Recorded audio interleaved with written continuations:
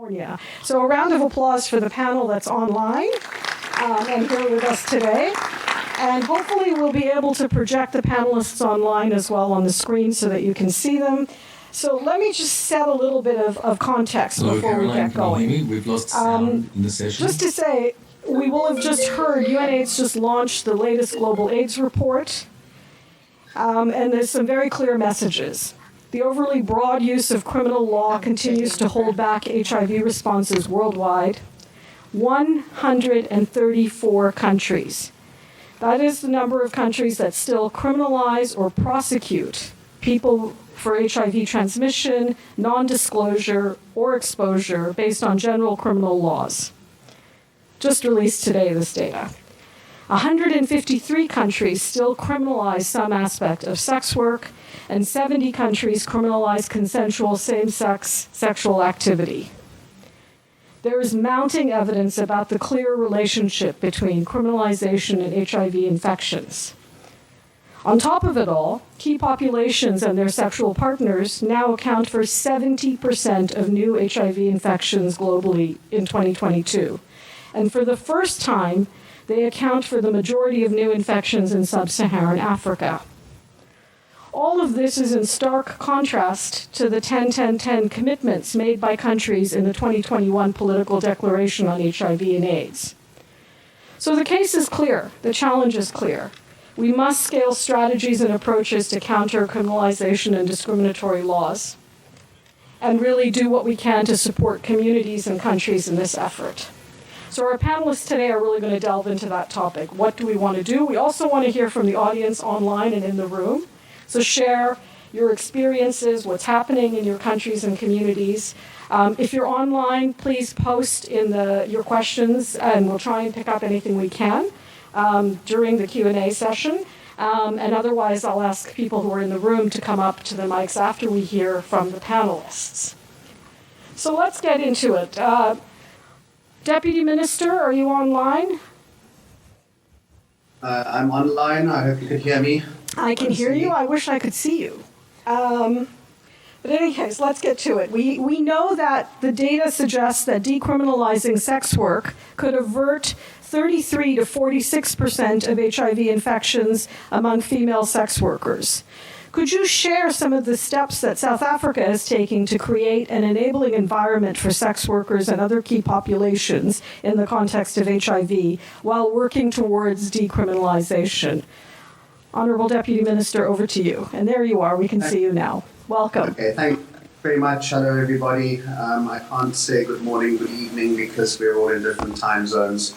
But hello, everybody, and thanks for inviting me. Look, just to state that in South Africa, the buying and selling of sex is currently criminalized. However, nobody's been prosecuted, as far as I'm aware, for buying or selling sex for a number of years. The South African National AIDS Council has long recognized, since its establishment, the importance of engaging the sex worker sector. And they are very active in the South African National AIDS Workers Council. South African National AIDS Council, sorry. They're very active. We're on to our second national sex workers plan from SANAC. The last one ended in 2019. The second one is post-2019. I chair a legal and technical, co-chair a legal and technical subcommittee of the South African National AIDS Council, and one of my two co-chairs from civil society is a sex worker. So de facto, we're engaging, SANAC is engaging very actively with sex workers and their organizations. We are also then engaged in a process on the decriminalization of sex work. We hope to bring legislation in before the end of the year on the issue of decriminalization. We've been engaging with sex worker organizations, those advocating the partial decriminalization, and then religious or Christian leaders and traditional leaders. One of the areas where there seems to be a sort of fight back, and maybe too important to raise it, is on the issue of human trafficking, with people who are concerned about human trafficking, arguing that to decriminalize would increase the potential for human trafficking. So trafficking in humans. So that's the one area it would be useful to hear what on the decrim aspect, how other countries are approaching it. So I hope that covers the question. Thanks very much. Thank you, Honourable Deputy Minister, and I think some very important points about non-enforcement, meaningful engagement with communities, supporting their leadership and their voices, working with non-traditional actors, and really parsing the very clear difference between human trafficking and consensual adult sex work. So let's move on to the next question. Joel Simpson, you're joining us virtually online. I hope you're online. And hopefully we can see Joel in a moment as well. What approaches have been successful for countering punitive and discriminatory laws, including criminalization, in the Caribbean and Latin America? Joel, you're very welcome. Hi. Good day, good night, good morning, everyone. I know we're in different parts of the world. Thank you for having me. I'm glad I could join, at least virtually, from very, very hot Georgetown, Guyana. In the context of the Caribbean especially, we have been using some strategies that have proven quite effective at challenging criminalization. And we first started off by taking a regional approach in the Commonwealth Caribbean by looking at where we would find we had the best ingredients for a successful challenge. And we worked very closely as a regional movement, as a regional LGBTI movement, with the University of the West Indies Rights Advocacy Project, Europe, to conduct research looking at a number of countries, a sampling of countries across the region, Belize, Guyana, countries in the Eastern Caribbean, Jamaica, and so forth, and trying to decide where would be the best place to launch the first challenge on criminalization of same-sex intimacy. For a number of reasons, legal, constitutional, political, social reasons, our research found that Belize was the best place to launch that challenge. And as many of the people at this pre-conference would know, there was a very successful decision in the case of Orozco and the Attorney General of Belize in 2016, which was the first case in the Commonwealth Caribbean, the first successful decision on challenging criminalization of same-sex intimacy. Though it was the first successful court decision on discriminatory laws against LGBTIQ people, it wasn't the first challenge filed. And the first challenge filed was actually the one we filed in Guyana in 2010, which challenged the criminalization of cross-dressing. And in the Americas region, at least, and as far as we know, across the secular world, Guyana seemingly had one of the last laws on cross-dressing. We could only find cross-dressing laws in countries with Sharia law, like northern Nigeria, Malaysia, and so forth. It was certainly the last of its kind in the Western Hemisphere. And we launched a challenge on that particular legislation in 2010, February of 2010, after an extensive crackdown against trans people in our capital city here in Georgetown, Guyana, over a 48-hour period. And that was a long piece of litigation lasting over 8 years. And we had to go all the way to Guyana's most senior court, which is the Caribbean Court of Justice in Trinidad and Tobago, finally resulting in a successful decision in 2018. So the Caribbean, by and large, strategic litigation has been a very effective strategy at challenging criminalization. When it comes to cross-country and more sub-regional approaches, the work being done by the sub-regional organization ECADE, the Eastern Caribbean Alliance for Diversity and Equality, has yielded some benefits. They have launched simultaneously, almost at the same time, the litigation in about 6 Eastern Caribbean countries, Barbados, and 5 others. And we have just a couple of weeks ago gotten a decision on one of those challenges. And the first in the series is the decision out of Antigua and Barbuda, where Justice Robinson on Eastern Caribbean Supreme Court ruled that the laws criminalizing same-sex intimacy in Antigua and Barbuda are unconstitutional. That decision, being the third of its kind on criminalization of same-sex intimacy in the Caribbean, is very significant because it's the first one from the Eastern Caribbean, the small island states that make up the Organization of Eastern Caribbean States. And with smallness comes many challenges related to stigma and discrimination.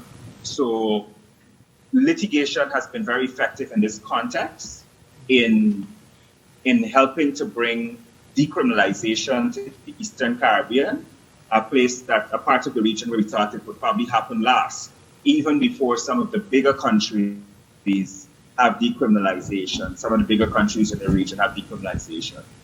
Laws still exist criminalizing same-sex intimacy in Jamaica and Guyana, for instance. So for the Caribbean region, it's really strategic litigation, sub-regional approaches, working across countries on litigation collectively that has been successful in bringing an end to these laws. Thank you. Thanks so much, Joel, and really crystal clear. And I really wanted to pick up on this point about building allies and alliances across countries, across regions, really using a thorough research approach to come up with a strategy around strategic litigation, which looks at the political factors, the legal factors, the social dimensions, and I think really, really powerful response and experience. Let's move now to Zimbabwe. Honorable Daniel Molokele, Zimbabwe recently repealed the law that criminalizes HIV transmission. What strategies were critical in making this possible? Honorable Molokele, you're very welcome. Thank you for joining us online. Great, we can see you. Wonderful. Thank you so much for inviting me. My name is Daniel Molokele. I'm a member of parliament in Zimbabwe. I'm also a public health advocate from a human rights perspective. I'm a human rights lawyer. I'm also a member of the Portfolio Committee for Health in Zimbabwe.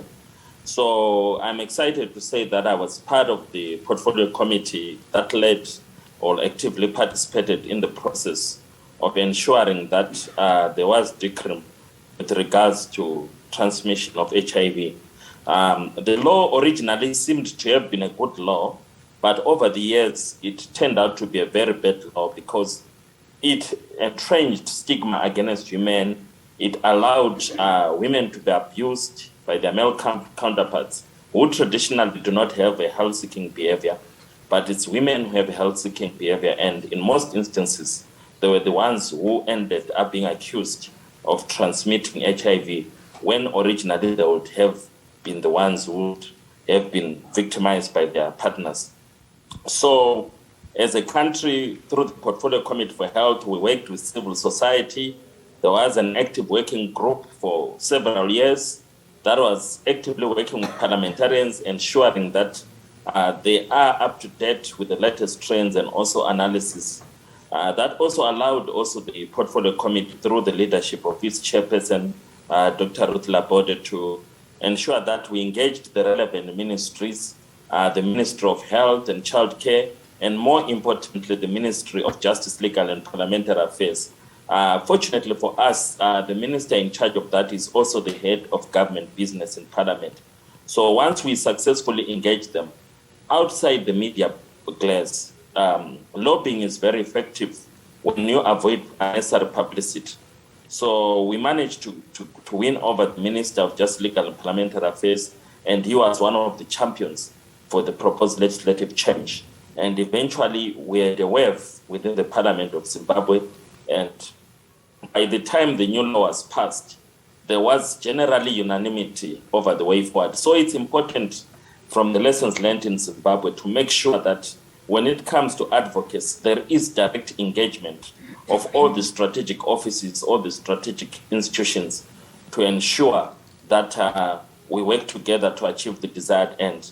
We are one of the few countries that has already achieved decriminalization across Africa, and we hope that other African countries will come to Zimbabwe and learn from us, especially with regards to the issue of lobbying, because it was a key factor, avoiding unnecessary publicity and avoiding unnecessary confrontations, but ensuring that strategic engagement and alignment of paramount importance.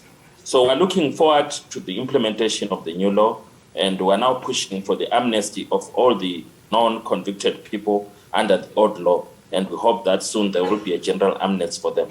Thank you so much.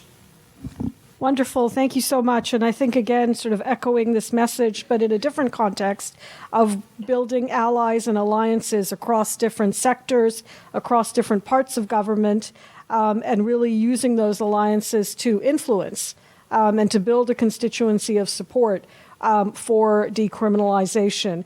And both you and Joel also really pointed to the role that law can play in advancing stigma and driving stigma, which is unhelpful to HIV responses more generally. But really a very inspiring experience, and particularly this point on amnesty, which I think is something that is also very powerful, so for people who've been wrongly convicted. Okay, over to Dr. Mamadi Yila. What are some of the lessons and key issues that are emerging from PEPFAR's COP22 on supporting countries to address structural barriers like discriminatory and punitive laws and criminalization that affect people living with HIV and other key populations? Over to you, Mamadi. Mandeep, thank you, first of all, for the invitation to participate in the panel this afternoon, and to the folks online and the folks in the room. What a pleasure it is to be with each other after so long. You can feel it in the air. And so really glad to be here. I wanted to start off, before I answer your question, to just speak about something pretty personal right now, which is something pretty significant happened to us women. And I feel like it has lifted in us a type of partnership when it comes to the topic that we're talking today, right? I feel humble to come and speak about some of what PEPFAR is doing, but there's nothing like feeling your rights being taken to actually invigorate your passion for the rights of others, that their rights are not violated. And I feel like something is happening right now for us women that is making us understand in a very fundamental way what we've been fighting for on the HIV platform. And I'm hoping that it'll spur us to work even harder. So for those of you who don't know, every year the PEPFAR program, which is the US government's response to HIV/AIDS, next year will be our 20th year. And we've also just welcomed our new leader, Ambassador John Kengasong, who you will be getting to experience at this meeting as well. Every year we enter into a review process, a discussion process, a planning process. And that venue is actually the premier avenue, I would say, that PEPFAR has been using to address a lot of stigma and discriminatory policies and practices that happen across many of the countries that we support. And it's a fascinating thing to watch. So I have the privilege of chairing both our programs in Malawi and in Zambia. And the venue that we have created, the avenue we've created, the platform we've created for dialogue that allows civil society, particularly civil society from those countries, to have a direct exchange with their own governments is incredibly powerful. Look, when we go to country and we want to see the Minister of Health or some high government official, it is not easy to access them. People have to go through all sorts of hoops to give you access.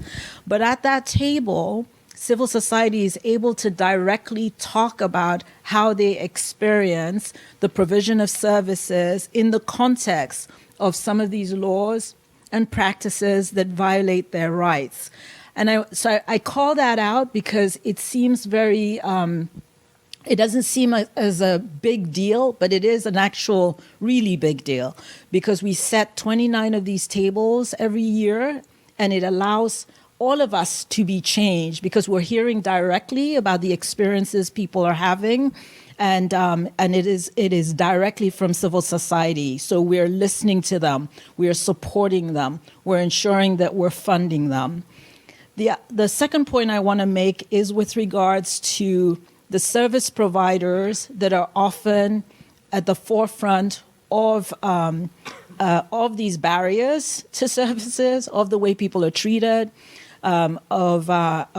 just some of the disrespect that our beneficiaries may experience as they try to get services for them.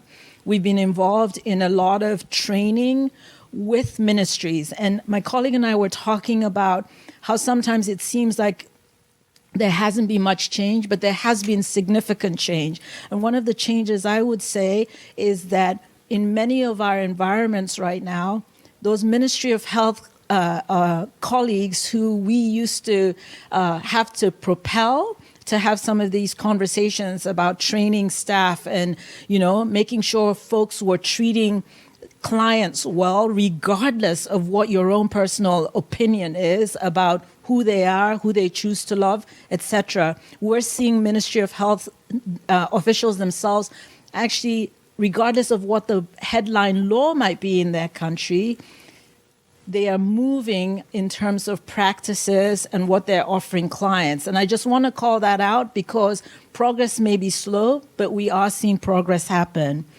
One point I want to make before I cede the floor back to you, Mandeep, has to do with an incredibly powerful piece that we have been witnessing. And what that has been, it started for us just recently in November in Dakar when President Macky Sall and UNAIDS and civil society in Senegal hosted a regional meeting for West Africa. And we saw First Ladies getting up and actually calling out laws in their own countries and the impact of those laws.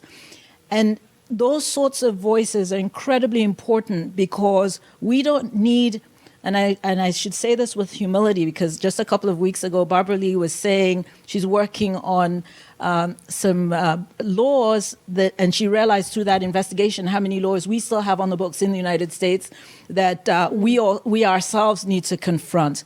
But watching these First Ladies who are empowered by their husband presidents to actually call out practices that are violating the rights of people, talking about gender-based violence in ways we've never heard before, are incredibly important, and we want to see more of that. My last point is how much we intend and are working with UNDP, and also for some work we will be expanding with UNAIDS around human rights, key populations, and vulnerabilities, because in all our work with the Global Fund, which many of you are very familiar with the work with the Global Fund, we realized that we have to find new avenues to actually address some of the political aspects of this, as well as all the work we're doing in terms of supporting civil society.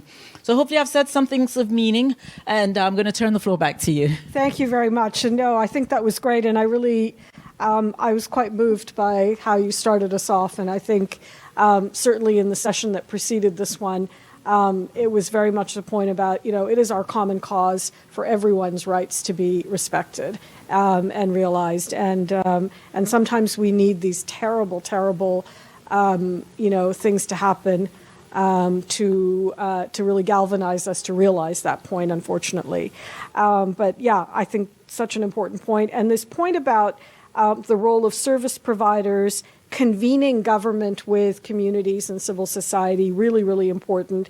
And I think Laura may pick up on that in her response when she comes to that, is really, really vital. And bringing new voices to the table, right? Not just ministries of health, ministries of justice, parliamentarians, first ladies, to really build the alliances that we need to shift these structural barriers so that we can achieve these historic 10-10-10 targets. We may not get the opportunity again with these targets, and I think it's so incredibly important. And the UNAIDS report that's just been launched today, 70% new infections in key populations, 134 countries that still criminalize.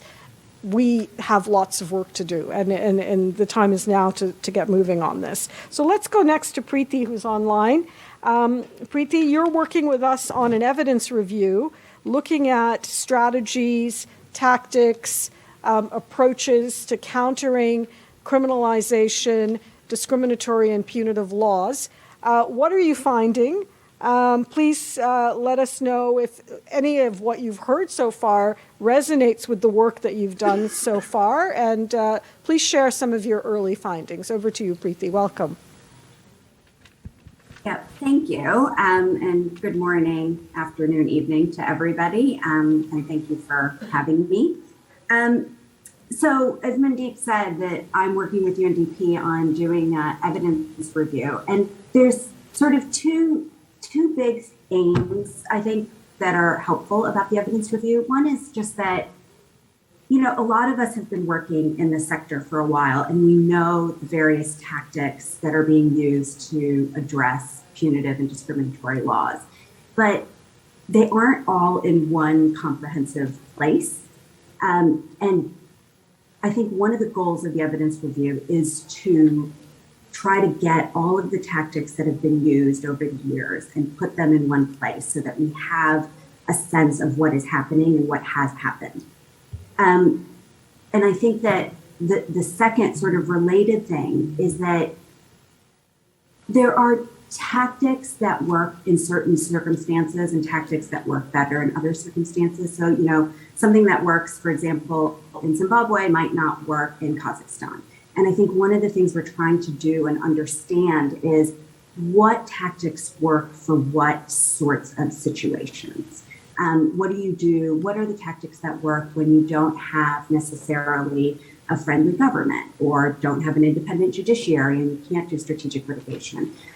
What are the tactics that have been effective in those situations? And so I think that's the overall goal of the evidence review. And as Mandeep said, it's very, very initial, and I'm hesitant to share some initial findings, but I will, with the caveat that it's very initial.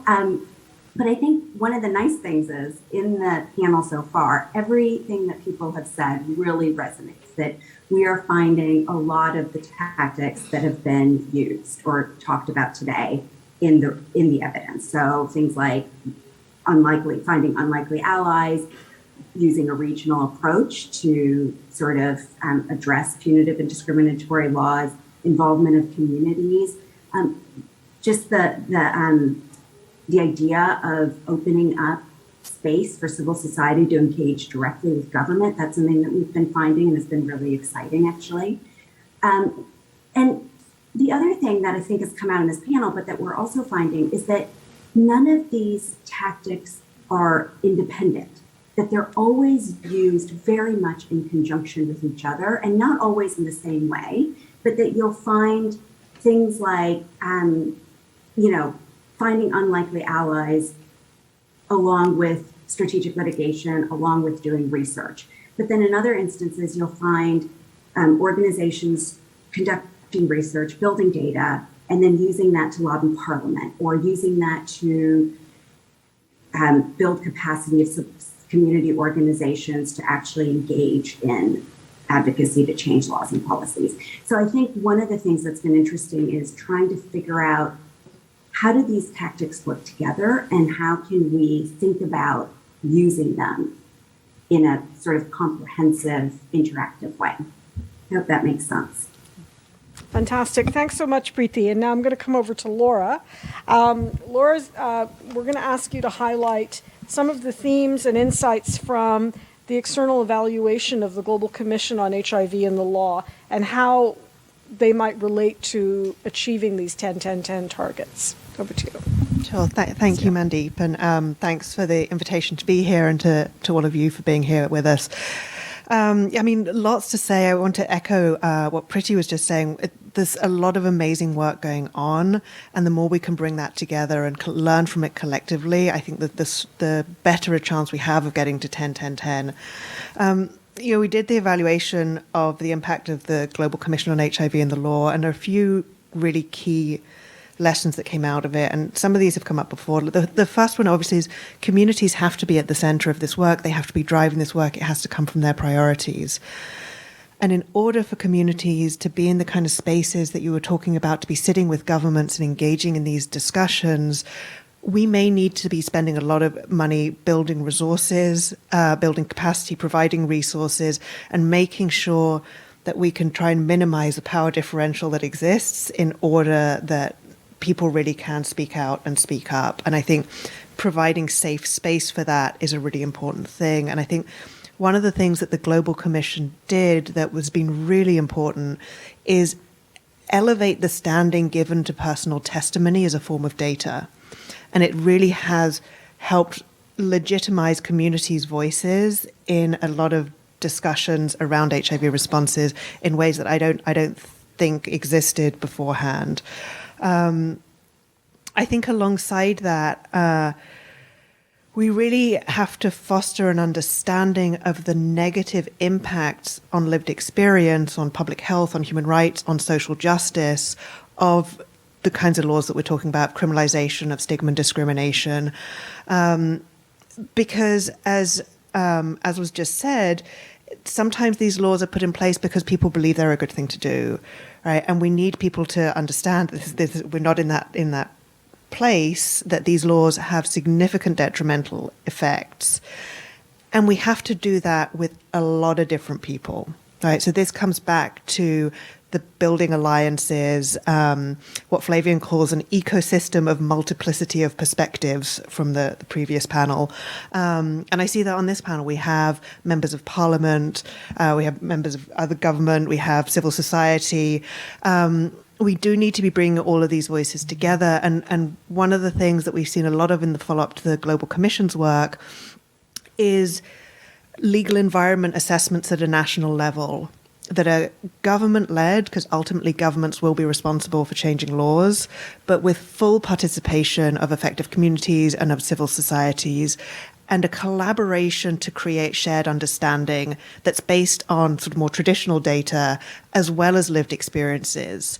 And that if countries can come together across all those stakeholders, not just Ministry of Health, but also Ministry of Justice, Education, and create this shared understanding, that can then lead to a shared vision of where we have to go with that. And I could say many more things. I do think that the legal environment assessments, there's been more than 40 of those done now with amazing results. I hope that's something that Pretty's looking into, because there's a lot more to be learned, I think, from that process. And I think the other piece I wanted to pick up, Joel mentioned it earlier, is the regional aspects of the work and the cross-country learning, particularly in countries with shared history, for example, with colonial legacy that may share a legal system. And we saw, for example, in Africa, the Regional Judges Forum, which is a very active forum where judges can come together as peers, learn from one another, support one another as new and different issues come across their docket. And it's an opportunity for them to engage with people who feel the impact of the law, right? So again, this stems from the building the capacity of communities to be in those spaces. So there's a peer support, there's bringing in the unusual stakeholders, or bringing together stakeholders who may not usually come together, bringing into that mix public health evidence, HIV science, and through all of this, you can create a much better informed judiciary who are well placed then to take on some of the challenges that they might face.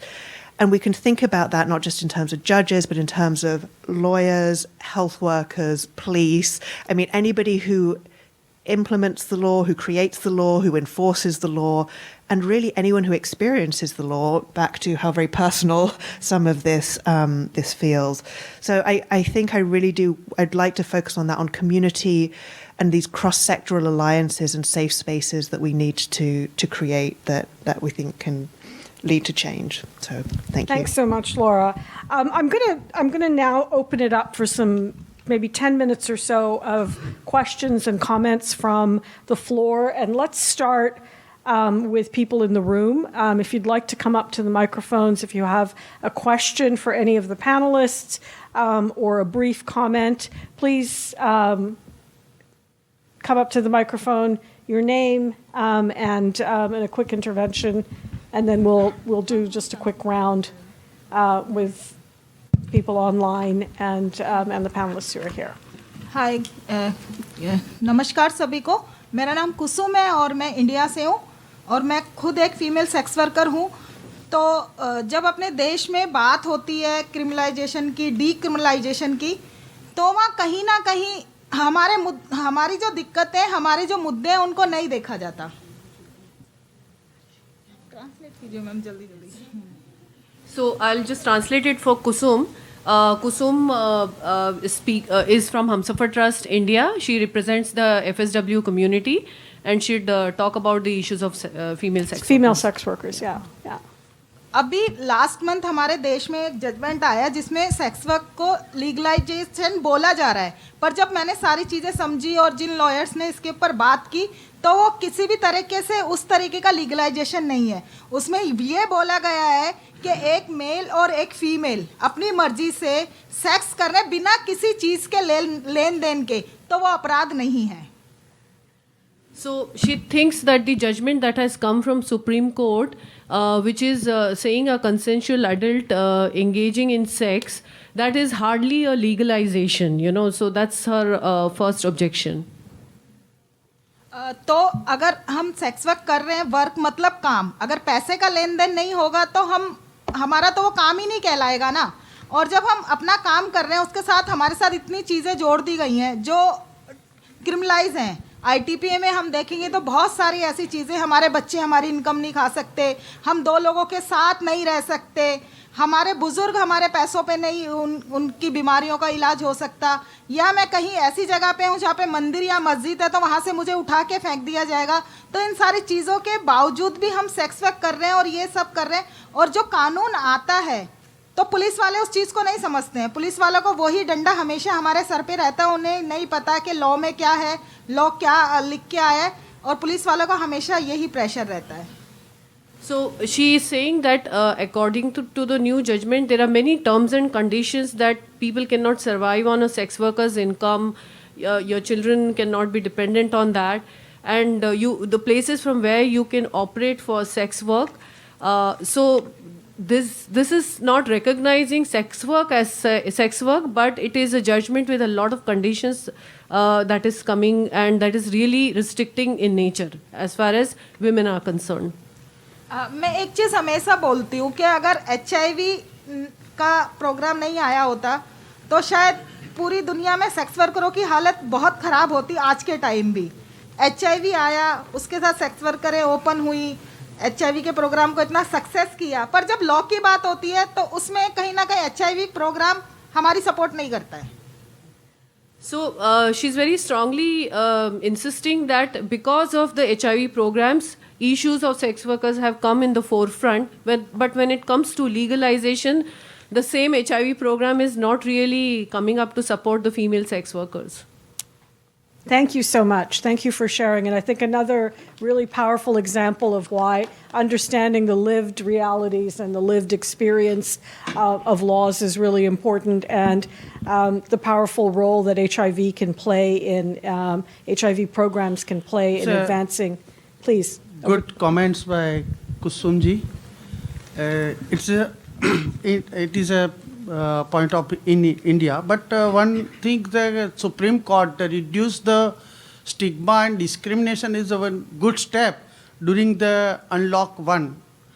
During the Unlock 1, the Supreme Court of India gave the judgment order to the State Aid Control Society and Civil Supply Department for the distribute the dry grocery kit to female sex worker and other marginalized group through NGO and CBOs. And it is a good decision for the issues. The Aadhaar card and ration card is the most essential card for the civil supply, and also water card. this is this judgment for the support in the COVID beyond COVID-19 and also the reduce the stigma and discriminations. And this activity, so many female sex workers came at our centers and all this take, and they gave the proper issues, and we deal with the issues. This is one of the good step of the Supreme Court of India.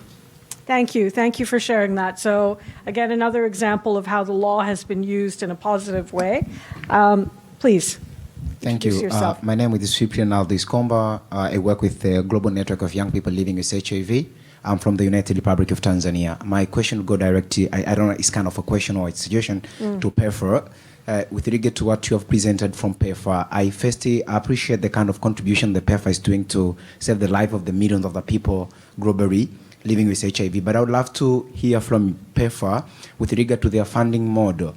That we are working to address the challenge of criminalization to the key populations.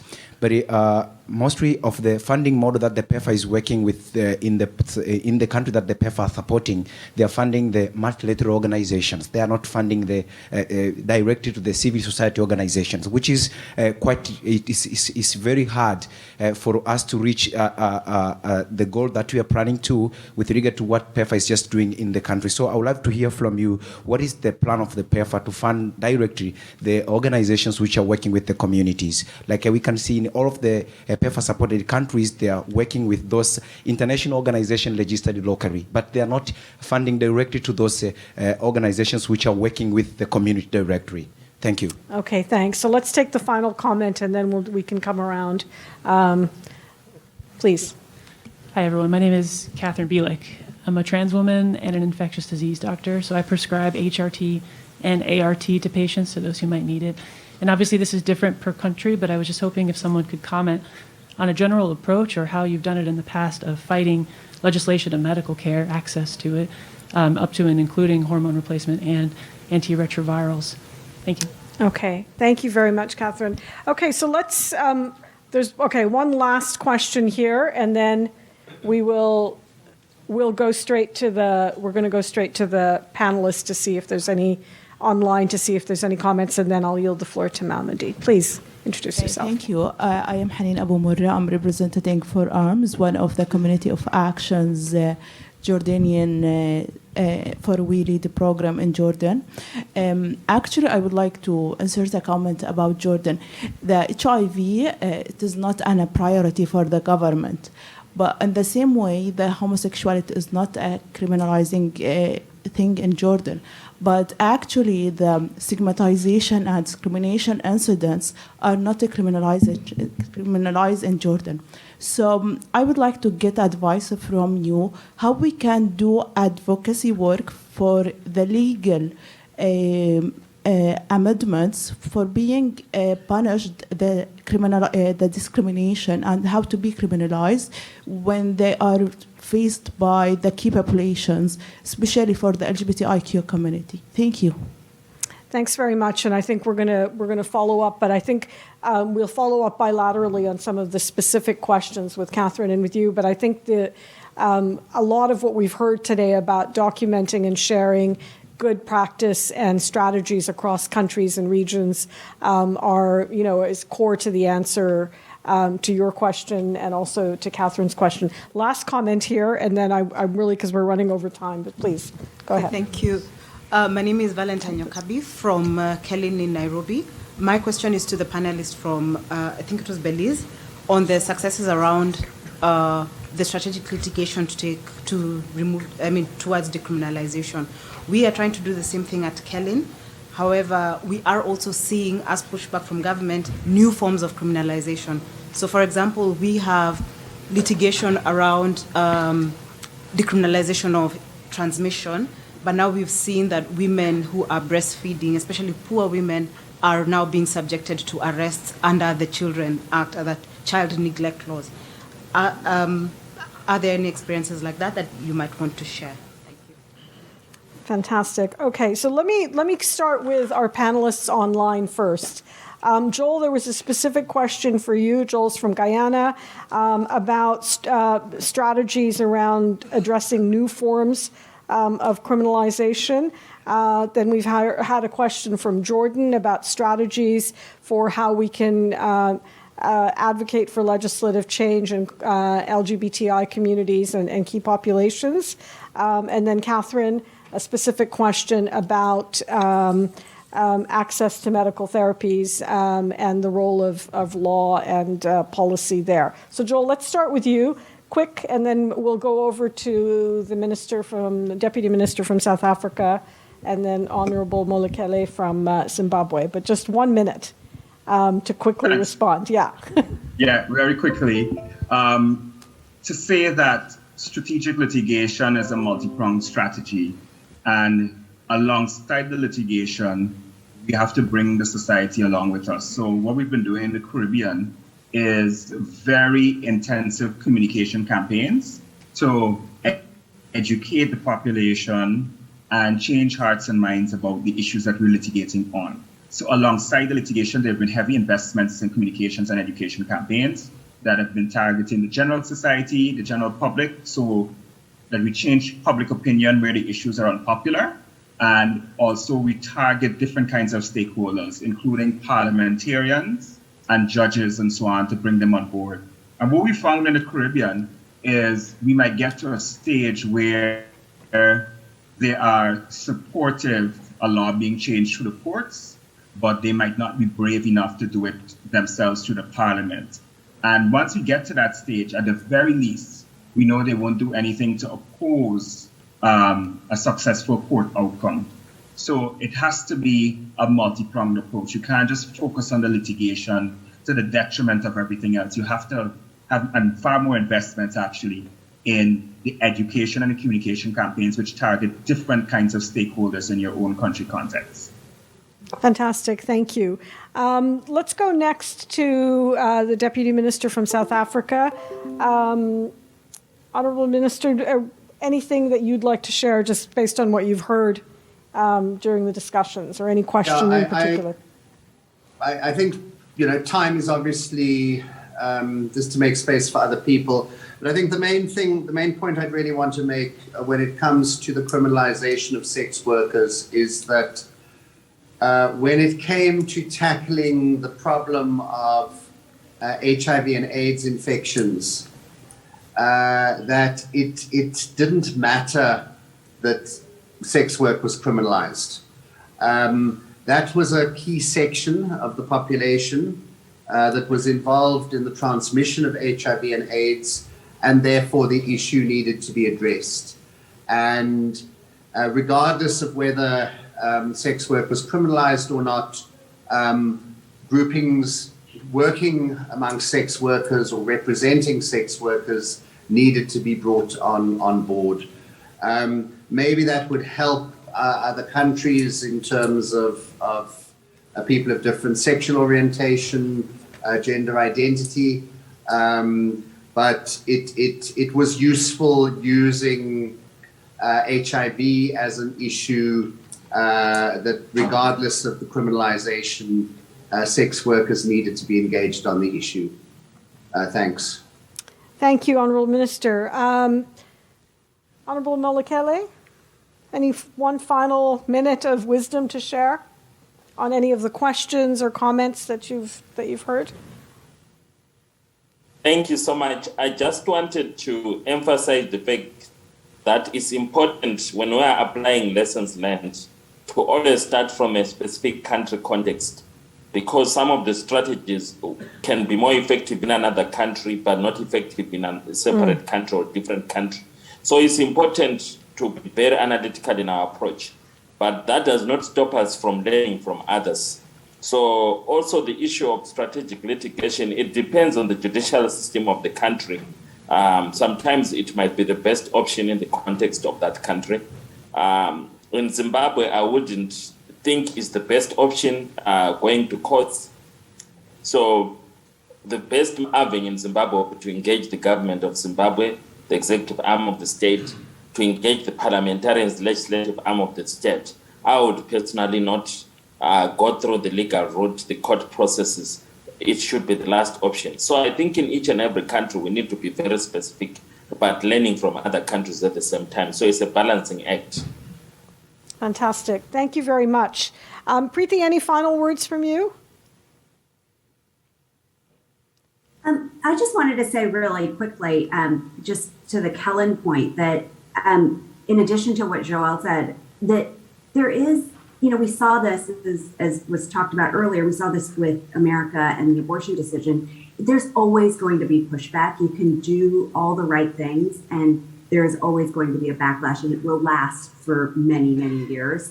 So I think the key point is that the work just has to continue, that you can't stop with one of these tactics and then say, well, the law's been overturned. I think we continue with community building, et cetera. And I think that's something that we've been seeing, sort of that this is a 20, 30, 40, maybe year process. Yeah. And I think this point came up in the earlier session as well. The really meaningful investment for sustainability that we can make is the investment in building capacity of civil society and communities. And that's how we will continue to drive change.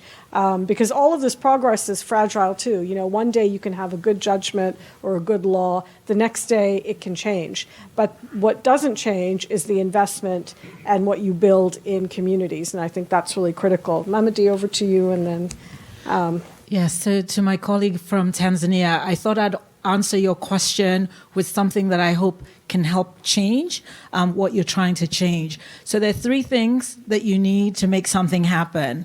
First is having the money, and PEPFAR does have the money thanks to the US Congress. Then second is political will, and there is political will to fund civil society within the PEPFAR program. The third thing you need is a mechanism.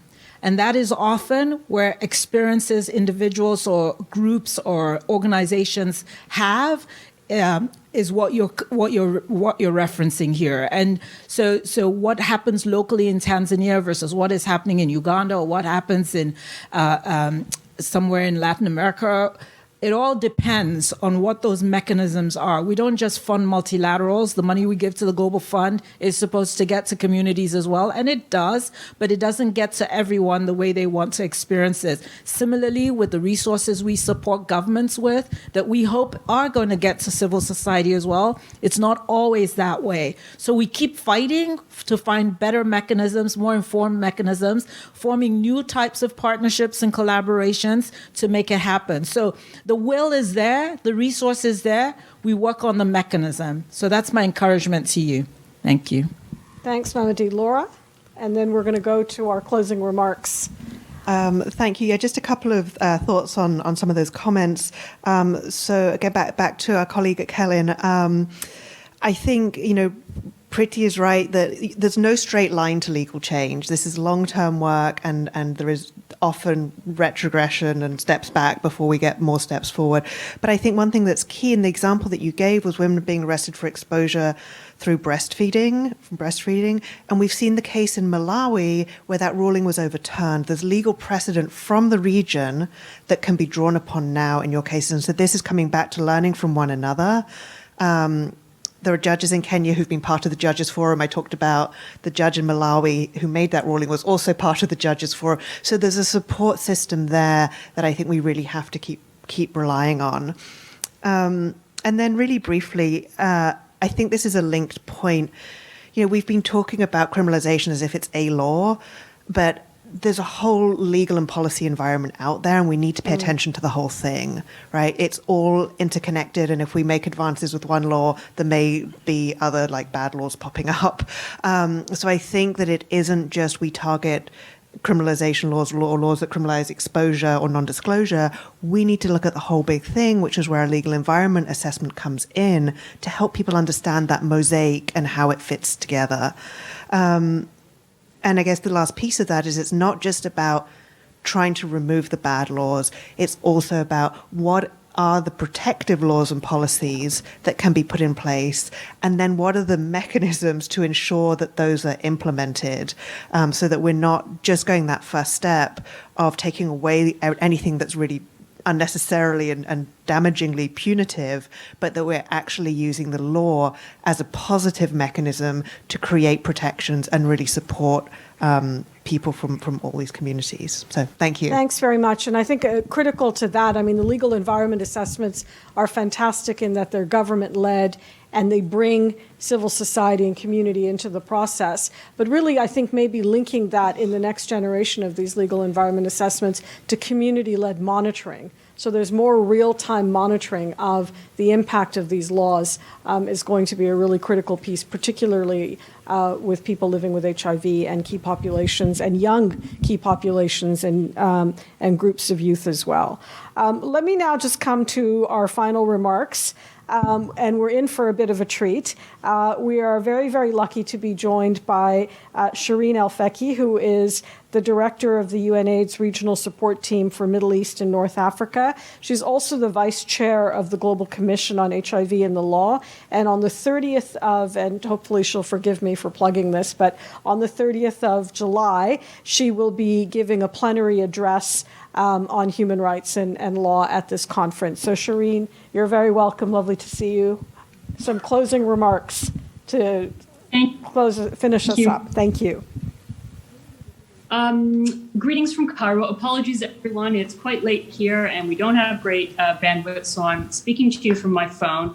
I hope you can at least hear me, but the important thing is to hear you.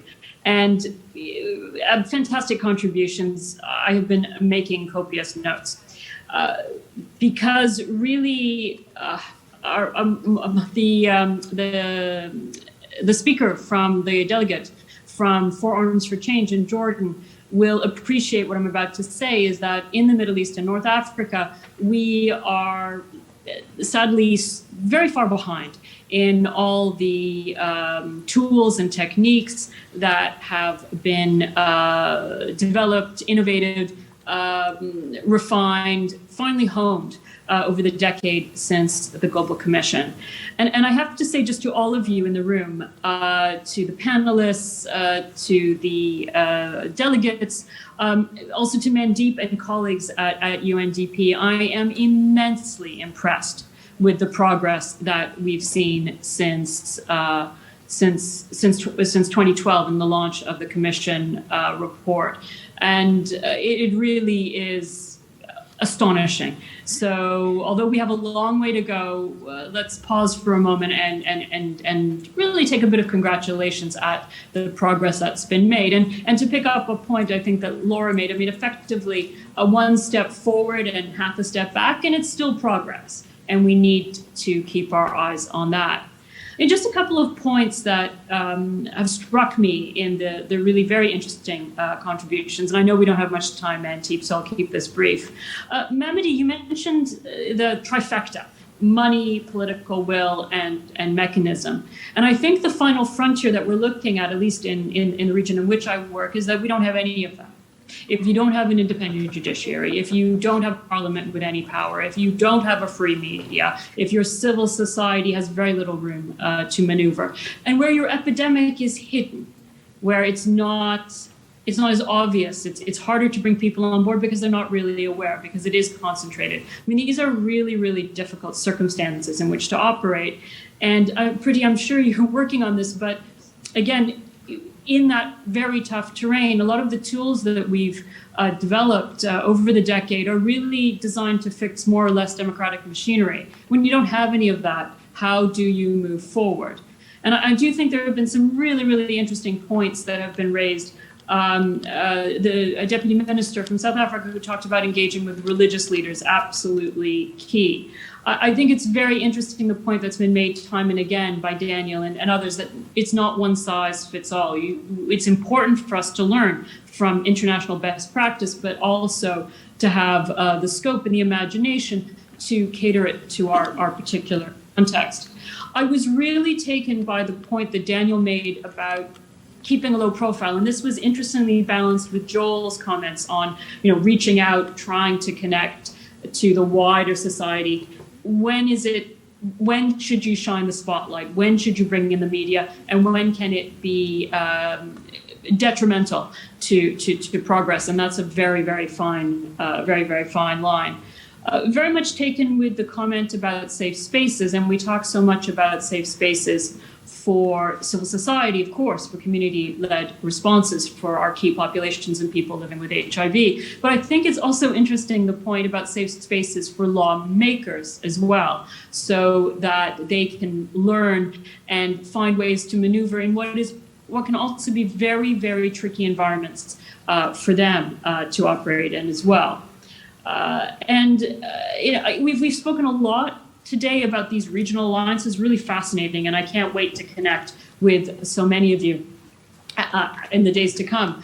But I think also there's a real value, and I would suggest this Mandeep for the work to come at UNDP, is to go beyond the regional. I think that there are commonalities, and again, speaking from Egypt, speaking from a Muslim majority context, we have a lot to learn from other countries with large Muslim populations who are, contending with similar issues in the balance between general law and religious law. But as I said, so many of the lessons that I've heard today are really very relevant to forums for change, but also to us across the Middle East and North Africa. And I have to say that this is by no means the final word, but what I hope will be the beginning of conversations in the months to come. Many thanks.